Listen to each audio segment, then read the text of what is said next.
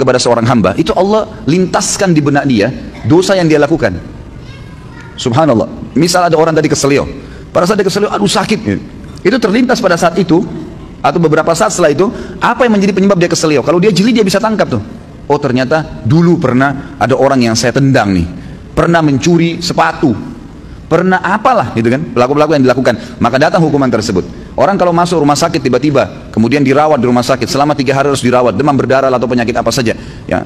Kemudian dia pada saat sakit, pastikan kalau dia peka, kalau dia kembali kepada Allah, dia bermuhasabah, ya Allah ini apa penyebab dosa saya bertobat sama kamu. Kalau seandainya ada perbuatan salah, itu pasti terlintas di benaknya apa penyebabnya tuh. Misal tiba-tiba dia teringat, oh dulu pernah dia minum khamar, oh dulu pernah dia buat sesuatu yang haram, terlintas tuh istighfar kepada Allah, gitu kan. Seperti itu. Jadi hati memang betul-betul dikatakan sini mahkota. Dan saya lupa ya, saya tidak tahu apa saya pernah sampaikan di pertemuan lalu atau sebelumnya tentang masalah bagaimana hati itu, teman-teman sekalian, betul-betul harus disterilkan. Seperti sebuah ruangan yang steril sekali, hati itu. Kalau hati ini antum buka seperti ruangan, sebuah ruangan, jendelanya terbuka, pintunya terbuka. Di dalam ruangan berserakan tulang-tulang bekas makanan, baju kotor, makanan-makanan yang sudah basi. Apa jadinya ruangan itu? Masuk serangga dan binatang nggak? Hah? Masuk nggak? Kok cuma ngangguk-ngangguk? Masuk kecoak, masuk nyamuk, masuk lalat, masuk burung, masuk anjing, beragam macam. Tapi kalau ruangan itu bersih, ditutup jendela dan kacanya, maka tidak akan ada masuk apa-apa. Bahkan tidak ada nyamuk seekor pun. Ruangannya bersih, steril, dipel, disapu, pasangin AC yang bagus, kacanya rapat, pintunya rapat, ada pewanginya, nyaman kita di situ. Ini kalau saya bahasakan seperti hati manusia. Kalau ada penyakit di dalam, seperti banyaknya tulang-tulang bekas makanan tadi itu, akhi dan ukhti, sedikit-sedikit antum hasut sama orang, sedikit-sedikit antum merasa kenapa orang ini lebih hebat dari saya, kenapa orang ini lebih gagah dan lebih cantik, kenapa orang ini begini, kenapa orang ini terus dibawa dengan penyakit hati. Maka seperti hati tadi yang penuh dengan ruangan yang penuh dengan barang-barang yang rusak, baunya nggak enak. Dan lebih parah lagi, ada orang dijaga sama dia, penyakit hatinya itu dijaga, dibiarkan dengan cara juga pintu hatinya terbuka. Jadi dia tidak taubat kepada Allah, tidak ditinggalkan. Maka syaitan-syaitan pada datang tuh, terus menerus datang. Maka harusnya memang ditutup, dirapiin, dipel, dibersihin, steril, kita akan nyaman di situ. Makanya Allah Azza wa Jalla mengatakan dalam Al-Quran, salah satu ciri orang yang akan selamat hari kiamat dengan mudah, bahkan saya bisa bahasakan selamat masuk surga tanpa hisab, Allah mengatakan illa man atallah biqalbin salim, orang yang datang kepada Allah hari kiamat dengan hati yang bersih, steril, nggak ada apa-apa di situ. Ingat, terus saya ulangi, ingat ikhwan dan akhwat sekalian, jadikan sebagai peringatan bahasa ini. Jangan pernah siapkan musuh yang akan berhadapan dengan antum di hari kiamat. Dan yang kedua, jangan pernah beratkan timbangan dosa kita. Itu 2 hal antum jaga. Sibukkan diri lawannya tuh, supaya punya teman yang bisa membantu memberikan syafaat hari kiamat tuh. Artinya berteman dengan orang-orang saleh, jangan orang-orang buruk. Jangan pernah punya masalah dengan orang lain. Sudahlah, gitu kan. Sangat luar biasa kita bersihkan hati itu. Dan juga yang kita sibukkan sehari-hari adalah amal soleh yang memberatkan timbangan amal soleh kita nanti hari kiamat. Jangan dosa yang justru bermasalah buat kita nanti di hari kiamat. Harusnya kita faham poin-poin seperti ini. Para ulama salaf dulu, mereka itu kalau berbicara ikhwah dan akhwat sekalian, mereka hanya mengucapkan kata-kata yang berbau nasihat, berzikir, membaca Al-Quran, atau menanyakan kabar orang lain. Berputar di 4 hal ini, nggak ada yang lain. Nggak pernah gunjing, nggak pernah fitnah, nggak pernah menghina, nggak pernah kata kasar, nggak pernah. Kata Nabi SAW, laisal mu'minu bit-ta'ani walal la'an. Bukan sifatnya orang mukmin itu ta'an, suka mencaci maki orang, menuduh orang, menyalahkan orang lain, menghina dengan kata kasar dan seterusnya. Dan juga la'an, suka ya mendoakan keburukan bagi orang lain.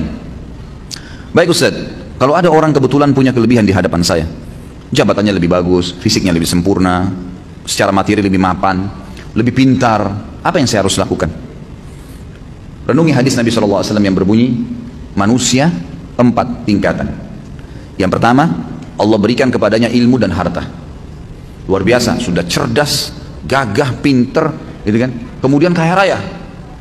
Dan kata Nabi SAW, dia habiskan keduanya di jalan Allah. Ilmunya diajarkan, kemudian juga hartanya diinfakkan. Datang golongan yang kedua, yang Allah berikan kepadanya harta. Maaf, diberikan ilmu tanpa harta. Berilmu, faham ilmu agama, tapi keadaan ekonominya biasa. Dia lihat orang yang punya kelebihan nih, apa yang dia lakukan? Dia mengatakan, ya Allah, kalau engkau memberikan kepadaku seperti kau berikan kepada dia, aku akan lakukan seperti dia atau bahkan lebih. Kata Nabi SAW, fahuma fi ajri sawa, dua-duanya akan sama pahalanya. Karena memang yang kedua ini nggak punya harta, maka dia hubungkan itu dengan tekad yang kuat, niat yang baik kepada Allah SWT. Kalau dia dikasih, dia akan lakukan. Allah dengan kemahaadilannya berikan. Si yang pertama nggak dizalimi, dia dapat semuanya. Tapi yang kedua diberikan kelebihan oleh Allah SWT karena tekadnya yang baik. Golongan ketiga, orang yang Allah berikan kepadanya harta tanpa ilmu, nggak ada ilmunya, kaya raya tapi luar biasa, cuma nggak tahu mana halal mana haram, nggak pernah tahu masalah urusan akhirat, ada surga dan neraka, nggak pernah berpikir kalau mati di alam barzah nanti akan ada masalah kalau dia banyak dosa. Diberikan, dihabiskan hartanya di jalan kemaksiatan kepada Allah, bangun diskotik, bar, sibuk dengan itu. Kemudian datang golongan keempat, ini yang luar biasa, ya.